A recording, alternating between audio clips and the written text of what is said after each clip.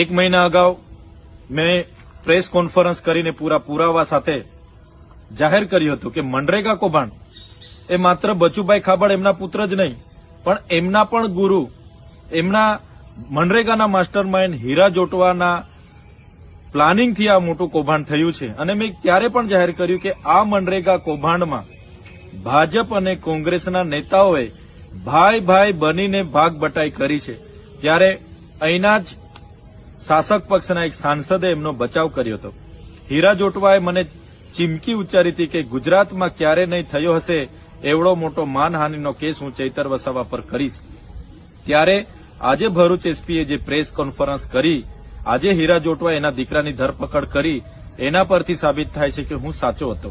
અને બીજી સાચી હકીકત એવી છે, હીરા જોટવા 2017-18 દરમિયાન આ આદિવાસી વિસ્તારોમાં આવ્યા ત્યારે તમામ મનરેગાની કામગીરી પંચાયતને અમલીકરણ બનાવીને કરવામાં આવતી હતી.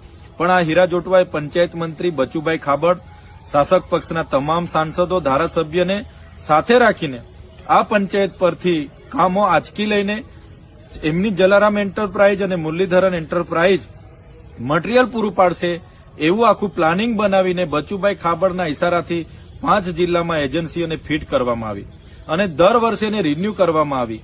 અને આ એજન્સીએ અને એના કોંગ્રેસના અને ભાજપના નેતાઓ બધા જ સાથે મળીને ક્યાંય પણ આ એજન્સીએ એક પણ ગાડી રેતી, કપચી, સિમેન્ટ, સળિયા નાખ્યા વગર બધા જ ભાજપ કોંગ્રેસના નેતાઓ સાથે મળીને આ બોગસ બિલો મૂકીને રોયલ્ટી કે જીએસટી વગર બોગસ બિલો મૂકીને કરોડો રૂપિયા સરકારી નાણાં એમણે સેરવી લીધા છે. અને આ એજન્સીમાં જેટલું પણ પેમેન્ટ જમા થયું, લગભગ 5 વર્ષ દરમિયાન 5 જિલ્લાઓમાંથી 2500 કરોડ રૂપિયા એમાં જમા થયા. તેમાંથી અમુક નાણાં આ હીરાભાઈ જોટવા પોતે જ એના પ્રોપરાઇટર હતા, માત્ર કાગળ પર બીજાને પ્રોપરાઇટર દર્શાવતા હતા. તો આ તમામ નાણાં હીરાભાઈ જોટવાએ કેટલાક નાણાં સ્થાનિક નેતાઓને, અધિકારીઓને અને કેટલીક પાર્ટીઓને ફંડ આપ્યું છે. અને બીજા જેટલા પણ મોટા નાણાં હતા એ હીરાભાઈ જોટવા, એમના પુત્ર દિગ્વિજય જોટવા, અભય જોટવા જયારે લંડનમાં ભણીએ છે એમ કરીને ત્યાં રહેતા હતા, તમામ નાણાં અહીંથી વિદેશમાં એમણે હવાલાના પેટે મોકલાવેલા છે. અને વિદેશમાં એક કંપનીમાં એમણે ખૂબ મોટું રોકાણ કર્યું છે.